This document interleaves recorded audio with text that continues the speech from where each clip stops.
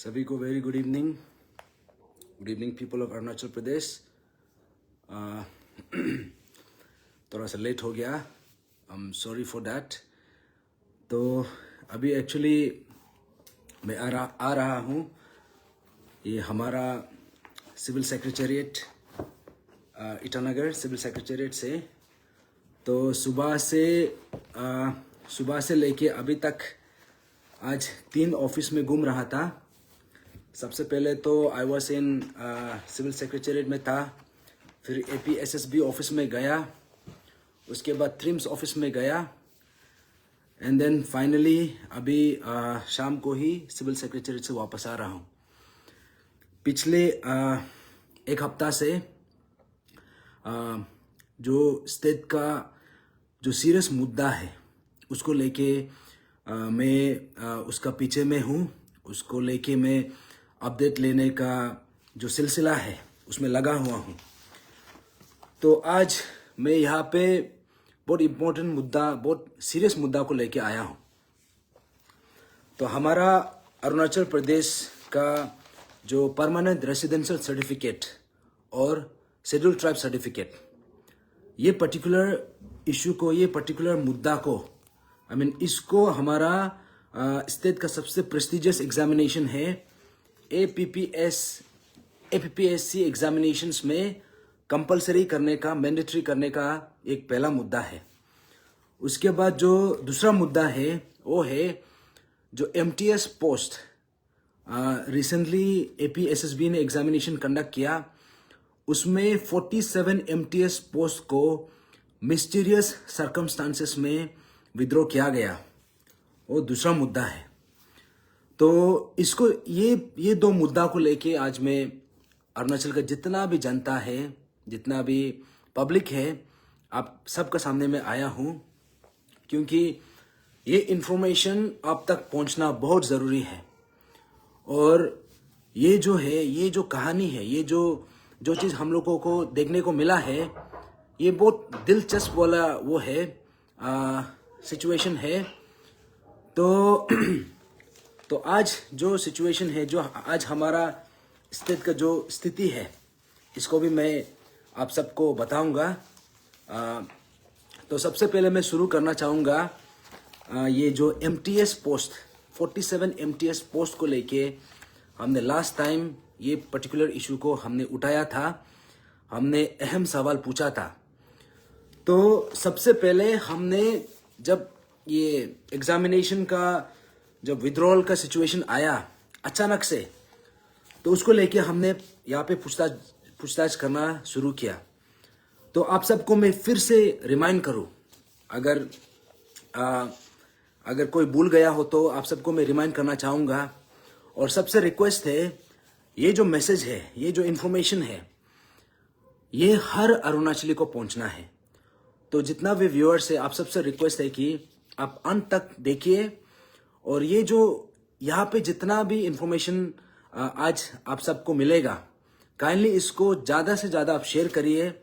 और ये जो इंफॉर्मेशन है, ये हमारा सरकार तक भी पहुँचना है। तो मैं सबसे पहले जो 47 MTS पोस्ट को लेके मैं शुरू करना चाहूँगा। तो ऐसा था, एग्जामिनेशन होना था 10 नवंबर को, लेकिन एग्जामिनेशन से 2 दिन पहले, दैट इज 8 नवंबर को, एक कोरिजेंडम रिलीज होता है हमारा जो रिक्रूटिंग इंस्टीट्यूशन है APSSB से, ये बोल के कि 47 MTS पोस्ट को विड्रॉ करना है।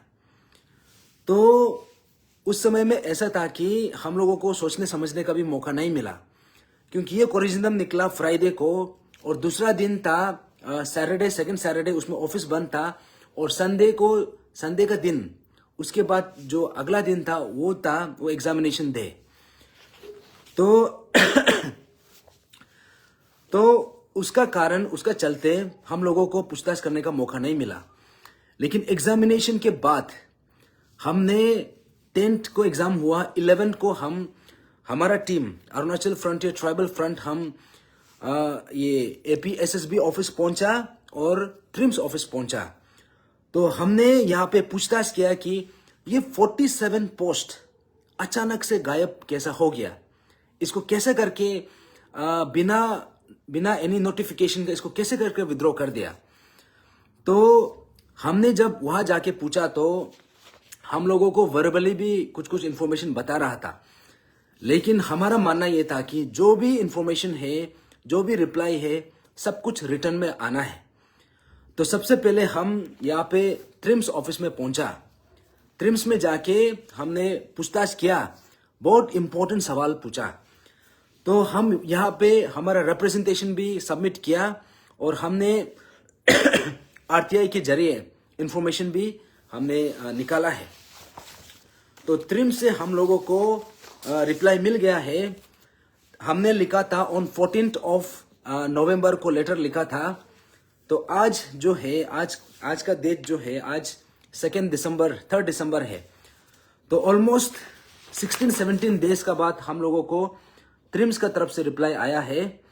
यह है ट्रिम्स का रिप्लाई। और हम लोगों का जो आरटीआई हमने जो सीख किया था, आरटीआई का भी हमको इंफॉर्मेशन मिल गया है। तो इसको मैं ब्रीफली बताना चाहूंगा।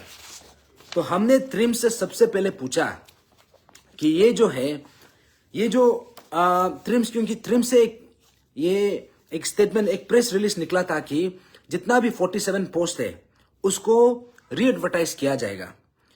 तो हमने सबसे पहले क्वेश्चन ये पूछा कि अगर रीएडवर्टाइज होता है तो इसका डेट एंड टाइम बताना पड़ेगा।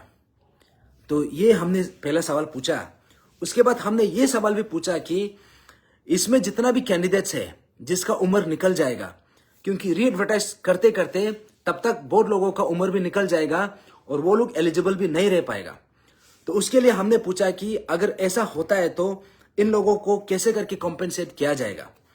और तीसरा सवाल हमने पूछा कि ऐसा क्या कारण था जिसका चलते ये 47 पोस्ट को एग्जामिनेशन से जस्ट 2 दिन पहले उसको विड्रॉ करना पड़ गया। हमने ये सवाल भी पूछा।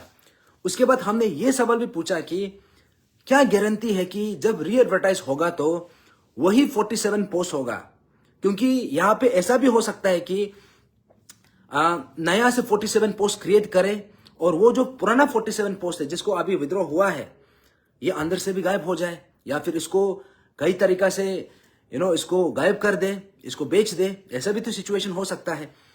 तो हमने ये चीज को पूछा और हमने एक अहम सवाल भी ये भी पूछा कि यहाँ पे फ्रेश एडवर्टाइजमेंट करके उसको करने के बजाय ये जो भी रिक्वायरमेंट है, यहाँ पे जो भी चेंजेस करना है रिक्रूटमेंट रूल्स में, इसको अभी ही चेंज करके इसी एग्जामिनेशन में कंटिन्यू करने के लिए अगर ऐसा कोशिश कर सकता है तो ऐसा प्रोविजन ये कर सकता है तो वो चीज को क्यों हम एक्सप्लोर ना करें।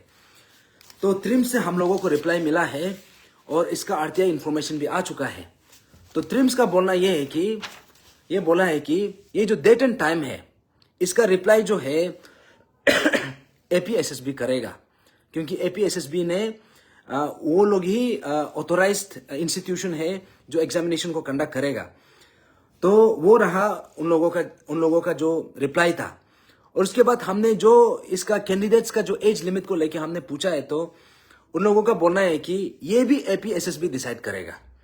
उसके बाद तीसरा सवाल हमने ये पूछा था कि एग्जैक्ट रीजन क्या था इसको विड्रॉ करने का। तो ट्रिम्स का बोलना ये था कि इसमें जो रिक्रूटमेंट रूल्स है, ये ट्रिम्स का एक रिक्रूटमेंट रूल्स होता है और अरुणाचल प्रदेश जो सरकार है, अरुणाचल गवर्नमेंट का तरफ से एयर डिपार्टमेंट से रिक्रूटमेंट रूल्स निकलता है।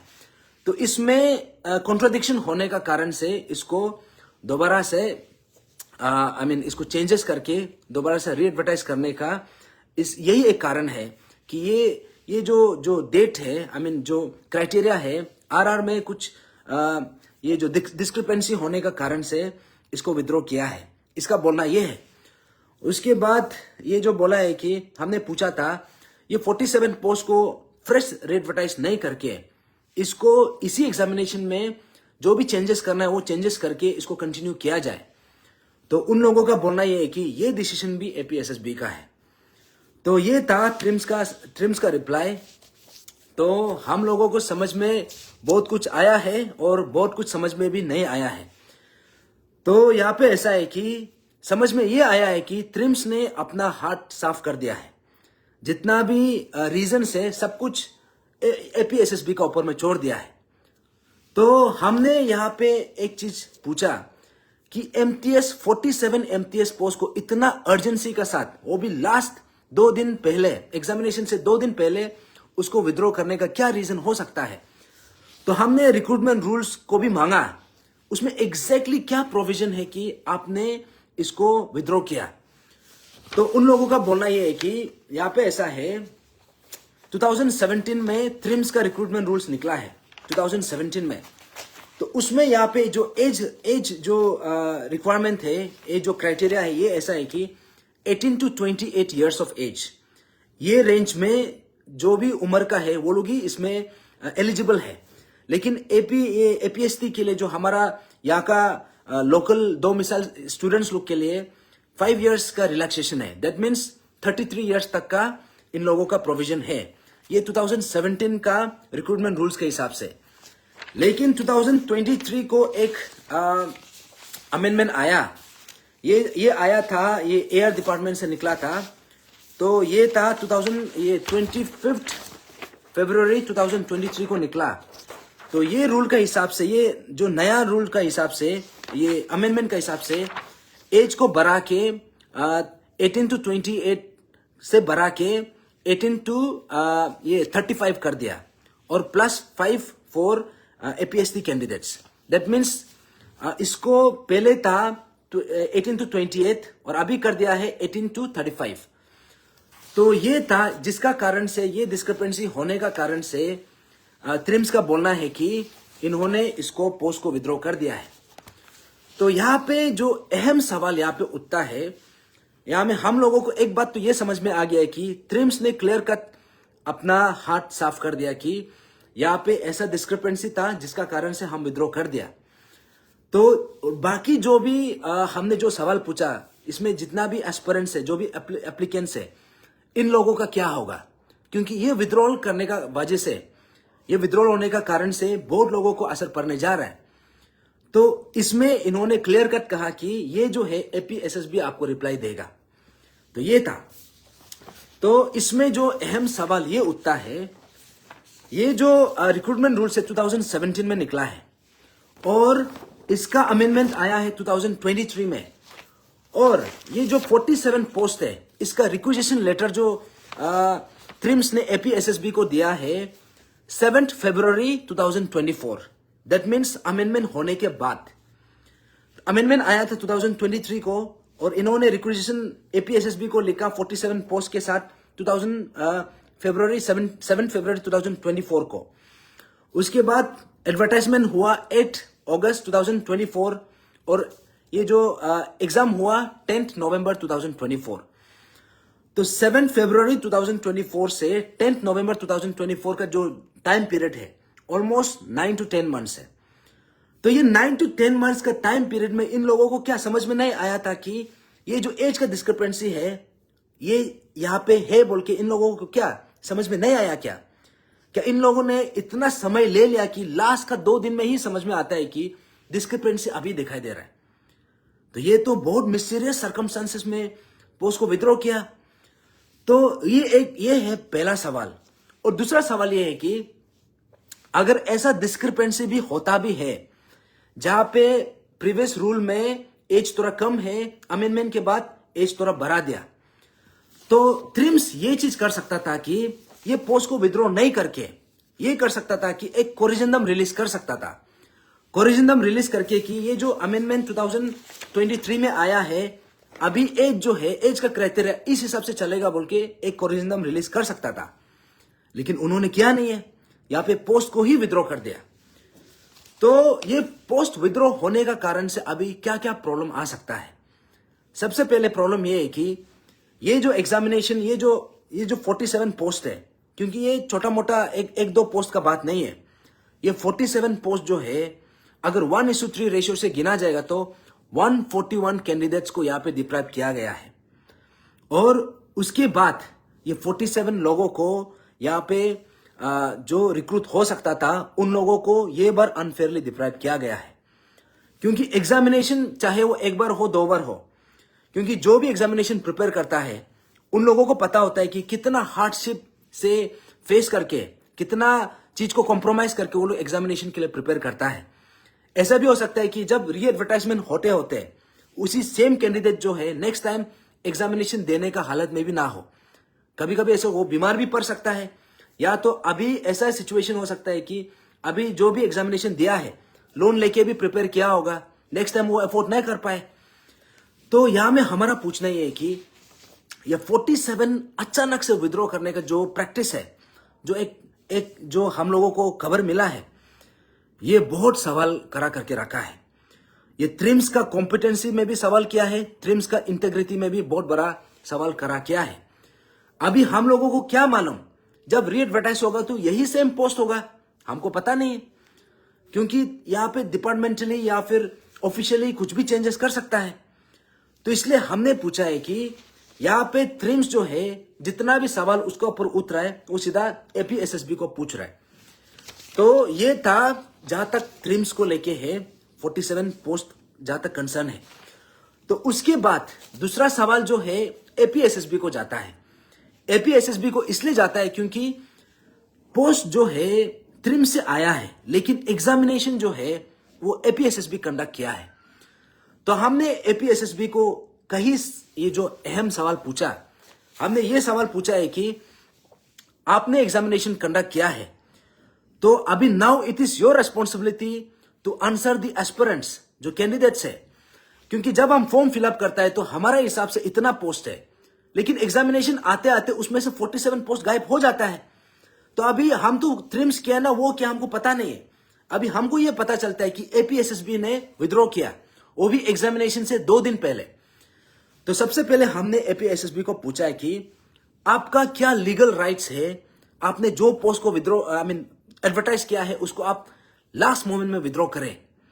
क्योंकि ये जो है, ये जो प्रैक्टिस है, बिकॉज ये जो चीज है ये बहुत बड़ा सवाल खड़ा करता है। इसलिए खड़ा करता है क्योंकि जो एस्पिरेंट्स जो दिन रात मेहनत करके यहाँ पे खून पसीना एक करके जो प्रिपेयर कर रहा है, उन लोगों को लास्ट मोमेंट में पता चलता है कि हम 100 पोस्ट के लिए प्रिपेयर कर रहा था, लेकिन उसमें से 90 पोस्ट को विड्रॉ कर दिया।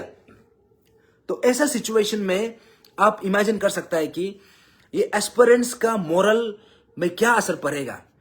अभी उन लोगों को पता नहीं है, हम तो प्रिपेयर कर रहा था पिछले 3 महीना से, हम ये सोच के चल रहा था कि 100 पोस्ट है, लेकिन एग्जामिनेशन से जस्ट 2 दिन पहले पता चलता है कि उसमें से 90 पोस्ट को गायब कर देता है, और इस केस में तो 47 पोस्ट को गायब कर दिया। तो अभी यहां में बहुत बड़ा सवाल एपीएसएसबी को आता है कि अगर ट्रिम्स ने आपको इंटीमेशन लेटर लिखा है विड्रॉ करने का, तो ऐसा होने से भी एपीएसएसबी ने वो पर्टिकुलर इंटीमेशन को कैसे एंटरटेन किया। अगर करना था तो ये 3 मंथ्स जब से एडवर्टाइजमेंट आया है, अगस्त में एडवर्टाइजमेंट आया था और एग्जामिनेशन हुआ था नवंबर में, दैट मीन्स 3 मंथ्स का टाइम पीरियड है, 90 डेज का टाइम पीरियड था। तो ऐसा में एपीएसएसबी ने ये 90 डेज में कुछ नहीं करके लास्ट 2 दिन में अचानक से आप ये बात को कैसे करके अग्री कर लिया। और वो सिर्फ नहीं है, जब ट्रिम्स ने 47 पोस्ट का रिक्विजिशन ये को एपीएसएसबी को लिखा था, वो लिखा था in the month of February, वो लिखा था 7 फरवरी 2024। दैट मीन्स ऑलमोस्ट 8-9 महीना पहले। तो 8-9 महीना पहले अगर ऐसा डिस्क्रिपेंसी था तो आपने उस समय में क्यों अपडेट किया नहीं है, अचानक से 2 दिन पहले कैसे करके कर दिया। तो ये डाउट करा होता है कि यहां पे तो ट्रिम्स और एपीएसएसबी दोनों मिलके 47 पोस्ट को गायब कर दिया जैसे लगता है। अभी जो भी नॉर्मल इंसान है हम लोग को तो यही लगेगा। तो यहां पे ये जो क्वेश्चन है, क्योंकि everybody is a stake holder here, सिर्फ एस्पिरेंट्स बोल के नहीं है, क्योंकि एस्पिरेंट्स का जो पेरेंट्स है, उसका फैमिली है, उन लोगों को पता है कि जो कंसर्न उसका बच्चा, उसका बेटी, उसका बेटा, उसका भाई, उसका बहन जो प्रिपेयर कर रहा है, वो कितना हार्डशिप को झेल के, कितना चीज को कॉम्प्रोमाइज करके वो लोग प्रिपेयर कर रहा है। अभी अचानक से ऐसे गायब होता है तो एपीएसएसबी एज वेल एज ट्रिम्स, आप दोनों आंसरेबल है हर पेरेंट्स को, हर स्टूडेंट्स को। और हमारे यहाँ पे क्योंकि एवरीबडी इज कनेक्टेड, यहाँ पे एक कैंडिडेट को हम सिंगल कैंडिडेट हिसाब से नहीं देख सकता है। जब एग्जाम लिखता है तो वो कैंडिडेट के साथ साथ उसका पूरा फैमिली भी इन्वॉल्व होता है, उसका पूरा ये जो सोसाइटी उसमें इन्वॉल्व होता है। तो इसमें हैरेसमेंट हुआ है तो सबको हुआ है। तो ये बात हमने एपीएसएसबी को पूछा कि आपका क्या राइट है पोस्ट को विड्रॉ करने के लिए। तो एपीएसएसबी ने बोला कि हम यहाँ पे एडवर्टाइजमेंट में लिखा है बोला है, लेकिन एडवर्टाइजमेंट में लिखने से भी एग्जामिनेशन से जस्ट 2 दिन पहले आप कैसे विड्रॉ कर सकता है। तो ये चीज को एपीएसएसबी ने वो ये बोला है कि हम जस्ट एग्जाम कंडक्ट करता है, हमको जो बोला जाता है हम उसी हिसाब से चलता है बोला है। तो दैट मीन्स यहाँ पे अगर कल को एपीएसएसबी ने 100 पोस्ट का एडवर्टाइजमेंट किया, लेकिन एग्जामिनेशन से 10 दिन जस्ट 2 दिन पहले बोलेगा कि 100 पोस्ट आउट ऑफ 100 पोस्ट को विड्रॉ करना है, तो क्या एपीएसएसबी 100 पोस्ट को विड्रॉ करेगा क्या? और करता भी है तो आप अभी एस्पिरेंट्स को कैसे जवाब देगा? क्योंकि 3-4 महीना से जो रगड़ के जो मेहनत कर रहा है, जो पढ़ाई कर रहा है, now the APSSB you can not compensate. और कंपेंसेशन सिर्फ मॉनेटरी टर्म्स में नहीं होता है, इसमें कितना लोगों का जो अपना माँ पिताजी जो ये जो है जो बीमारी माँ पिताजी को भी छोड़ के भी यहाँ पे ईटानगर में आके प्रिपेयर करता है।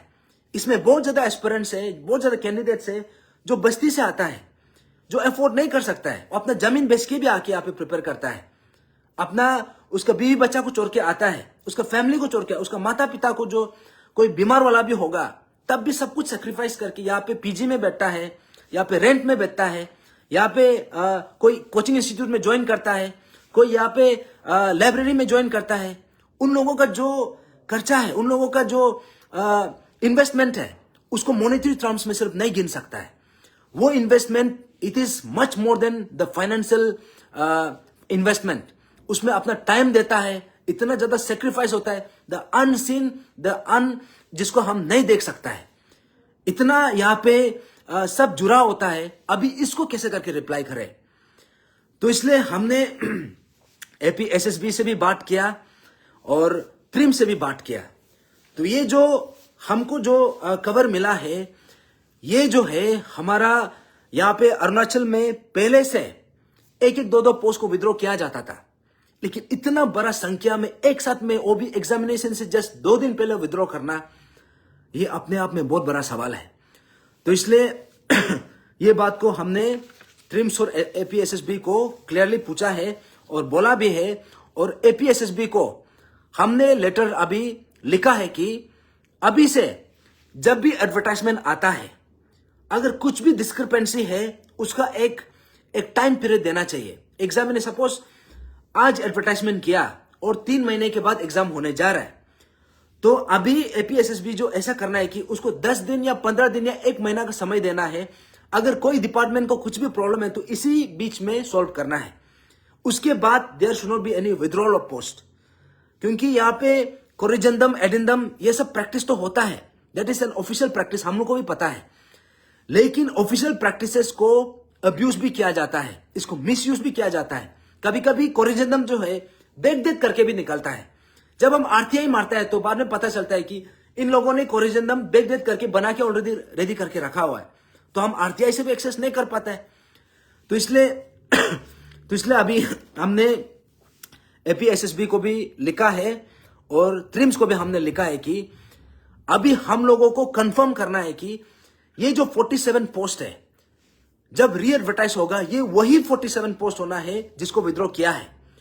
और अभी जो चेंजेस करना है, आरआर में जो भी चेंजेस करना है, इसको एपीएसएसबी ट्रिम्स को इमीडिएटली जहां पे चेंजेस करना उसको इमीडिएटली लिखना है। इनफैक्ट यहां पे इतना चेंजेस करने का भी जरूरत भी नहीं था, एक कोरिजेंडम रिलीज कर सकता था।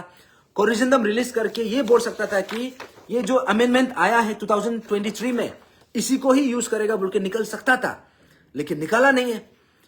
तो यहां पे उन लोगों का कॉम्पिटेंसी में भी एक क्वेश्चन मार्क आता है, उन लोगों का इंटेग्रिटी में भी एक सवाल उठता है। तो ये है, क्योंकि ये बात जो है हमारा हर अरुणाचली को, जो माता पिता है, जो एस्पिरेंट्स है, आप सबको समझना जरूरी था। क्योंकि यहां पे जब कुछ होता है हम सबको एक सतर्क रहना है, हम सबको विजिलेंट रहना है। और इसमें जो भी स्टेक होल्डर है, खास करके जितना भी एस्पिरेंट्स है, जितना भी स्टूडेंट्स है, आप सबका फर्ज बनता है कि अगर ऐसा कुछ होता है तो इमीडिएटली आवाज उठाना है। क्योंकि हम आज आवाज नहीं उठाएगा तो ये चीज जो है दोबारा ये रिपीट होने जा रहा है। तो इसलिए यहां पे हम अभी भी सेटिस्फाइड नहीं है, यहाँ पे जो भी आउटकम आया है। फिर भी हमारा तरफ से हमने ट्रिम्स को भी लिखा है और एपीएसएसबी को भी लिखा है। ये था 47 पोस्ट को लेके जो भी अपडेट है ये था। और हमने पिछले लास्ट 5-6 डेज में कंटिन्यूअसली ये सिविल सेक्रेटरीट का चक्कर काटने में हम लगा हुआ है। इसलिए लगा हुआ है क्योंकि ये है, अगर आप पेमा खांडू सर का ये वीडियो को अगर पेमा खांडू सर भी देख रहा है तो काइंडली उसको भी ये इंफॉर्मेशन जाना है। और आप सबसे रिक्वेस्ट है कि ये पर्टिकुलर जो वीडियो है इसको पेमा खांडू सर तक भी पहुंचाइए, क्योंकि शायद वो अपना बात खुद बोला वाला बात को शायद वो भूल गया है। उसका फेसबुक में, उसका ट्विटर में, उसका जो सोशल मीडिया हैंडल्स में इतना ज्यादा अपडेट आता है, हम स्टेट के लिए ये कर दिया, हम स्टेट के लिए वो कर दिया, हम ये करने जा रहे हैं, हम वो करने जा रहे हैं। लेकिन यहां पे एक सवाल ये खड़ा हो जाता है कि जो अपडेट आता है पेज में, उसका ऑफिशियल हैंडल्स में, और एक्चुअली में ग्राउंड इंप्लीमेंटेशन में जो होता है, ये दो अलग अलग कहानी बन जाता है। यहाँ पे सोशल मीडिया में जब अपना फेसबुक पेज में लिखता है तो बहुत सुंदर से लिखता है। फॉर एग्जाम्पल ये है पेमा खांडू सर का ऑफिशियल फेसबुक पेज से हमने प्रिंट निकाला है। ये है 28 जुलाई 2022 का, आप सब देख सकता है, 28 जुलाई 2022 का जो कैबिनेट डिसीजन का ये है, वर्डिक्ट है, इसका जो कैबिनेट डिसीजन का जो रेजोल्यूशन है, इसमें एक पॉइंट ये लिखा है कि एक हाई लेवल कमेटी गठन किया जाएगा जो डिसाइड करेगा कि स्टेट का एसटी और पीआरसी को एपीपीएससी एग्जामिनेशन में कंपलसरी करेगा। और ये डिसीजन कब लिया था? इन द ईयर 2022, 2022 में लिया था ये पर्टिकुलर डिसीजन। उसके बाद हम लोगों को पता चलता है कि 9 जनवरी 2024 में, दैट मीन्स 2 साल के बाद पता चलता है कि उस समय में जो कमेटी गठन हुआ है, ये डिसीजन का चलते एक कमेटी भी गठन होता है। और वो कमेटी का चेयरमैन था फॉर्मर एजुकेशन मिनिस्टर तबा तेदिर ने तबा तेदिर का चेयरमैनशिप का अंदर में एक कमेटी गठन हुआ। और वो कमेटी जो है, उन्होंने एक रिपोर्ट बनाया कि एसटी और पीआरसी को Arunachal Pradesh public service commission का एग्जामिनेशन में मैंडेटरी करेगा। तो इसलिए करेगा बोला क्योंकि ट्राइबल स्टेट, जितना भी ट्राइबल स्टेट है नॉर्थ ईस्ट में, मिजोरम, नागालैंड, मणिपुर, मेघालय, सिक्किम, इनफैक्ट अभी रिसेंटली असम में भी ये जो है वहां का एसटी और पीआरसी को कंपलसरी कर दिया एग्जामिनेशन में। तो दैट मीन्स जब आप एसटी और पीआरसी को कंपलसरी करता है तो बाहर का आके कोई नहीं अप्लाई कर सकता है, सिर्फ हमारा जो कंसर्न स्टेट का वहां का 2 मिसाइल सिटीजन ही अप्लाई कर पाएगा। तो उसका बेसिस में यहाँ पे ये जो कमेटी है, एक कमेटी गठन होकर उन्होंने एक रिपोर्ट बनाया। वो रिपोर्ट को 9 जनवरी 2024, दैट मीन्स ये साल का शुरुआत में ही चीफ सेक्रेटरी को सबमिट कर दिया, चीफ सेक्रेटरी को ऑफिस में सबमिट कर दिया। तो उस समय का चीफ सेक्रेटरी आप सबको पता है, उस समय का चीफ सेक्रेटरी धर्मेंद्र था। वो था हमारा चीफ सेक्रेटरी अरुणाचल प्रदेश का। तो हम लोगों का मानना यह था कि जब ये कमेटी गठन हो गया और जब इसका रिपोर्ट बन चुका है तो ये जो है इंप्लीमेंट होगा। तो लेकिन रिसेंटली हमने जो एडवर्टाइजमेंट देखा एपीपीएससीसीई, जो ये 15 तारीख को 15 दिसंबर को जो एग्जाम होने जा रहा है, उसमें हमने देखा कि ये एडवर्टाइजमेंट में कहीं भी पीआरसी का मेंशन ही नहीं है, कहीं भी एसटी का मेंशन ही नहीं है, कहीं में भी जिक्र नहीं किया है। तब हमारा अरुणाचल फ्रंटियर ट्राइबल फ्रंट ने इसी बात को लेके honourable chief minister Pema Khandu sir को हमने रिमाइंडर लिखा कि आपका खुद का कैबिनेट का डिसीजन का जो फाइनल रेजोल्यूशन है कि आपने एसटी और पीआरसी को कंपलसरी करेगा बोला था, तो उसको लेके हमने एक लेटर लिखा। एडवर्टाइजमेंट निकला था ऑन 10th of October। तो हमने एक रिप्रेजेंटेशन लिखने से पहले हम सबसे पहले वहां पे गया, पूछताछ किया। तो अभी पता चलता है कि वो जो चीफ सेक्रेटरी जो है ये नया है, मनीष कुमार गुप्ता बोल के एक चीफ सेक्रेटरी है, वो नया है, तो उसको पता भी नहीं है बोला है। तो हमने उसको क्या किया कि ये पर्टिकुलर डिसीजन को लेके और वो जो कमिटी का जो रिपोर्ट है, ताबा तेदिर का जो रिपोर्ट है, फॉर्मर एजुकेशन मिनिस्टर, उसका रिपोर्ट को लेके हमने चीफ सेक्रेटरी को एक रिप्रेजेंटेशन लिखा। हमने चीफ सेक्रेटरी को एक रिप्रेजेंटेशन ये लिखा कि ये जो आपने ऑनरेबल चीफ मिनिस्टर ने जो रेजोल्यूशन पास किया है, कैबिनेट डिसीजन पास किया है, इसका बेसिस में एक कमेटी गठन हुआ था, उसका रिपोर्ट आपका ऑफिस में है। अभी आप ये चीज को इसका ऊपर में एक्शन लेना है। हमने एक रिप्रेजेंटेशन लिखा। और दूसरा बात, हमने सेम रिप्रेजेंटेशन हमने ये को भी लिखा, honourable chief minister Pema Khandu sir को भी लिखा। पेमा खांडू सर को यह लिखा कि आपका खुद का दिया वाला जो एश्योरेंस है, उसका बेसिस में हमने उसको जस्ट एक रिमाइंडर लिखा कि 28 जुलाई को 2022 को कैबिनेट, आपका खुद का कैबिनेट ने ये डिसीजन पास किया था कि एसटी और पीआरसी को कंपलसरी करेगा। तो उसका बेसिस में एक कमेटी गठन हुआ है और वो कमेटी जो रिपोर्ट बना के ऑलरेडी चीफ सेक्रेटरी को सबमिट कर दिया है। अभी आपका काम है वो चीज को एंश्योर करने के लिए। तो क्योंकि चीफ सेक्रेटरी वो जो है डायरेक्टली चीफ मिनिस्टर का अंदर आता है, अभी चीफ सेक्रेटरी एक भी कदम ऐसे नहीं ले सकता है वो बिना चीफ मिनिस्टर का डायरेक्शन उसमें ना हो। तो हमने 2 लेटर लिखा, एक चीफ सेक्रेटरी को लिखा, एक chief minister, honourable chief minister Pema Khandu sir को लिखा। तो पेमा खांडू सर को जो रिप्रेजेंटेशन हमने लिखा, तो पेमा खांडू सर ने उसी लेटर को चीफ सेक्रेटरी को मार्क किया। तो दैट मीन्स ये जो दोनों लेटर है वो चीफ सेक्रेटरी का कस्टडी में है, उसका ये ऑफिस में है।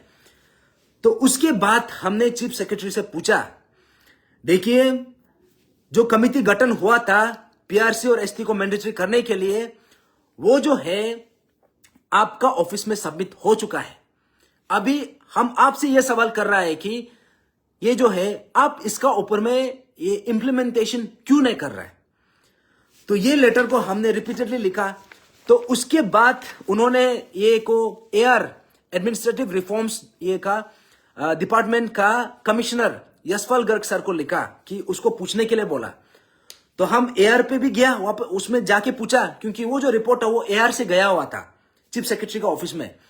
तो हम एआर में यशपाल गर्ग सर को पूछताछ किया कि चीफ सेक्रेटरी जो है ये बोल रहा है कि अभी आपको पूछताछ करने के लिए।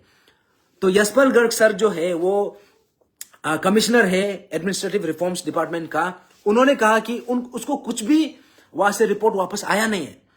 तो बेसिकली एआर को पता ही नहीं है, क्योंकि रिपोर्ट तो डेफिनेटली एआर से निकल के चीफ सेक्रेटरी के पास गया, लेकिन चीफ सेक्रेटरी जो है अभी तक उसका ऊपर में एक्शन नहीं लिया।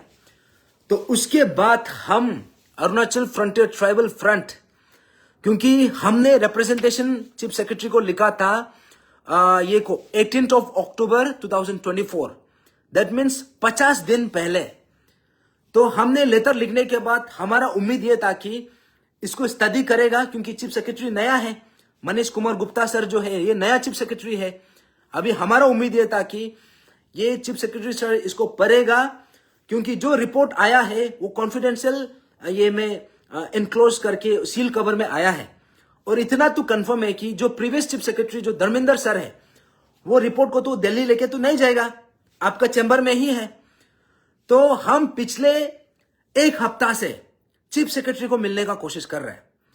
तो हम लोगों को यहां से आगे ये एआर का कमिश्नर को मिलो बोलता है, कभी हम लोगों को पता नहीं बोलते, कभी बोलता है कि हम लोगों को रिपोर्ट आया ही नहीं है।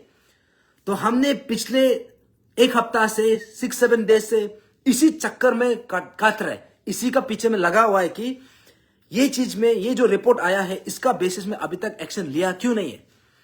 क्योंकि ये जो है हम कुछ गलत चीज मांग नहीं कर रहे हैं, ये honourable chief minister sir Pema Khandu sir का खुद का बनाया वाला ये का रिपोर्ट का हिसाब से, उसका ये का कैबिनेट डिसीजन का हिसाब से जो रिपोर्ट बना है उसी को इंप्लीमेंट करने के लिए हमने कहा है। तो 50 दिन से भी ज्यादा ले लिया, लेकिन अभी तक इंप्लीमेंटेशन हुआ नहीं है। तो ये सवाल जो है, अभी हम ये मैसेज जो जितना भी देख रहे हैं, जितना भी व्यूअर्स है, काइंडली ये मैसेज हमारे honourable chief minister Pema Khandu sir का कान तक भी पहुंचाइए। ये वीडियो जो है उस वहां तक, उसका हैंडल तक पहुंचाइए, और हमारा स्टेट का चीफ सेक्रेटरी उसको भी पहुंचना है, क्योंकि रिपोर्ट सब ऑलरेडी बन के आ गया है, अभी बस इंप्लीमेंटेशन का बात आता है। लेकिन पिछले इतना महीना से 9 जनवरी 2024 को जो रिपोर्ट सबमिट किया है, अभी हम आया है दिसंबर 2024, दैट मीन्स 11 महीना निकल गया, उसके बाद भी इंप्लीमेंटेशन नहीं हो रहा है। तो हम ये पूछना है कि चीफ सेक्रेटरी ये चीज को इंप्लीमेंटेशन क्यों नहीं कर रहा है। और हमारा ऑनरेबल सीएम सर से ये सवाल है कि क्या आपका ये गिमिक था क्या ये हमारा स्टेट का फ्यूचर का इंटरेस्ट में नहीं है क्या? क्योंकि अगर यहाँ पे जितना भी ट्राइबल स्टेट है, अगर वो एसटी और पीआरसी को अपना जो पब्लिक सर्विस एग्जामिनेशन में कंपलसरी कर सकता है, तो हमारा अरुणाचल प्रदेश में, हमारे स्टेट में, जहां पे यहाँ पे इतना ज्यादा अनएम्प्लॉयमेंट है और इतना ज्यादा अनएम्प्लॉयड यूथ है जो अभी भी यहाँ पे अनएम्प्लॉयमेंट क्राइसिस से गुजर रहा है, तो ऐसा सिचुएशन में, क्योंकि ये जो है, ये पर्टिकुलर क्राइटेरिया जो है, ये हमारा स्टेट को फ्यूचर को भी डिसाइड करने जा रहा है। अभी यहाँ पे ये चीज को अगर कंपलसरी नहीं करेगा तो आप इमेजिन कर सकता है 20-25 साल के बाद हमारे स्टेट का क्या हाल होने जा रहा है। आज जैसे मणिपुर अभी भी जल रहा है, ऐसा सिचुएशन आज यहाँ पे एक समय के बाद 20-25 साल के बाद यहाँ पे आने जा रहा है। आज त्रिपुरा में जैसे वहां का जो लोकल है, वहां का जो इंडिजिनस पॉपुलेशन, वो माइनॉरिटी है, अरुणाचल प्रदेश में इन 20 इयर्स टाइम, इन 25 इयर्स टाइम ऐसा सिचुएशन आने जा रहा है। तो इसलिए ये जो पर्टिकुलर जो मैसेज है, आप सबसे रिक्वेस्ट है, काइंडली इसको ऑनरेबल चीफ मिनिस्टर तक भी पहुंचाइए। और हमारा अरुणाचल फ्रंटियर ट्राइबल फ्रंट, हमारा एक ही आइडियोलॉजी है कि हम जो है स्टेट का, जो हमारा इंडिजिनस ट्राइबल इनहेबिटेंट है, ये हमारा फ्रंटियर स्टेट का, दैट मीन्स अरुणाचल प्रदेश का, हम इसका इंटरेस्ट में बात करेगा और हम इसका इंटरेस्ट में करा है, आज के लिए भी करा है, आने वाला फ्यूचर के लिए भी करा है। तो इसलिए ऑनरेबल सीएम सर से रिक्वेस्ट है, आप अपना चीफ सेक्रेटरी को बोलिए, क्योंकि वो हमको नजरअंदाज कर रहा है, तो कहीं ना कहीं आपका डायरेक्शन से ही नजरअंदाज किया जा रहा है, या फिर शायद आपको पता नहीं है कि ये जो कमेटी का रिपोर्ट है चीफ सेक्रेटरी का ऑफिस में बोल के शायद आपको पता भी नहीं होता होगा। तो आपको ये और एक बार रिमाइंड करने के लिए मैं आया हूं, ये है। तो इसलिए जितना भी ये है अरुणाचल का सिटीजन है, जितना एस्पिरेंट्स है, जितना पेरेंट्स है, ये मुद्दा जो है ये बहुत सीरियस मुद्दा है, क्योंकि ये हमारा फ्यूचर को डिसाइड करने जा रहा है। अगर हम एसटी और पीआरसी को एपीपीएससी एग्जामिनेशन में कंपलसरी नहीं किया, तो हमारा जो ब्यूरोक्रेसी है, जो हमारा सिस्टम है, ये जो है 20-25 साल के बाद इसका सिनेरियो कंप्लीटली चेंज होने जा रहा है। यहाँ का जो हमारा जो इंडिजिनस इंटरेस्ट है, ये चीज को एक समय के बाद it is going to be curtailed. हम लोग यहाँ पे माइनॉरिटी बनने जा रहा है, और हमारा जो इंटरेस्ट है, क्योंकि this is going to decide, क्योंकि we are a tribal state, 1.5 billion population में हम केवल 15 लाख पॉपुलेशन है, और 15 लाख पॉपुलेशन में से भी अगर पूरा अच्छा से देखा जाएगा तो हम 10 लाख पॉपुलेशन भी नहीं है। तो एक समय के बाद हम यहाँ पे माइनॉरिटी बनने जा रहा है। तो आज अगर ये चीज को हम आज करेक्शन नहीं करेगा, कल को हम इसको लेके रिग्रेट करके भी फायदा नहीं है, इसको लेके अफसोस करके भी फायदा नहीं है। तो उसके बाद हम लोगों को कुछ इंफॉर्मेशन भी मिला है, जैसे कि हमने लास्ट टाइम भी बोला था कि एपीपीएससी पेपर लीकेज इश्यू का जो सबसे जो मेन यहाँ पे जो ये है, मेन जो इन्वॉल्व है, जो मेन क्रिमिनल बोलेगा, या फिर जो यहाँ का सबसे बड़ा इसको अंजाम दिया है, अगर कोई शख्स है तो ताकित जरंग का नाम आता है। तो यहां में बहुत बड़ा सवाल उठता है कि ताकित जरंग जो है अभी तक डिसमिस हुआ नहीं है, अभी तक टर्मिनेट हुआ नहीं है।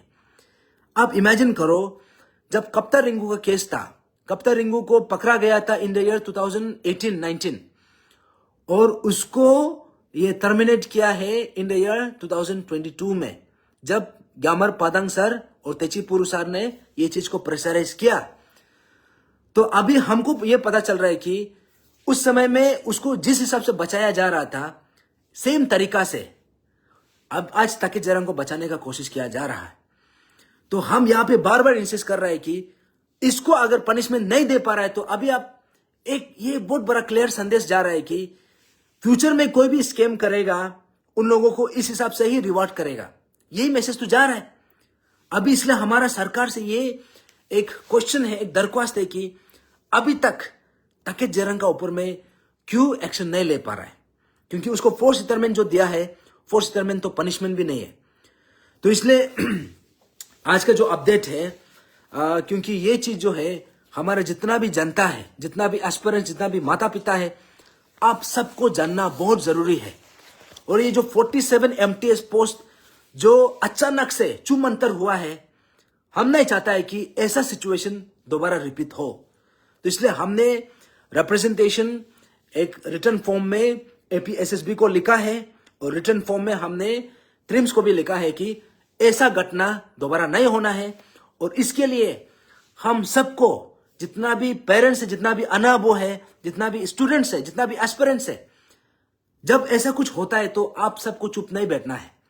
अभी आप सबका रिस्पॉन्सिबिलिटी है, क्योंकि जब जब आप चुप रहेगा तब तब यही सेम घटना जो है दोबारा रिपीट होने जा रहा है। तो इसलिए आप सबसे रिक्वेस्ट है, और हमारा अरुणाचल फ्रंट ट्राइबल फ्रंट, हम ये चीज को लेके जब हम लोगों को पता चला, हमने स्टैंड किया। हमने APSSB को भी पीछा छोड़ा नहीं है, तब भी नहीं छोड़ा, अभी भी नहीं छोड़ रहा, अभी भी हम अकाउंटेबल होल्ड कर रहा है।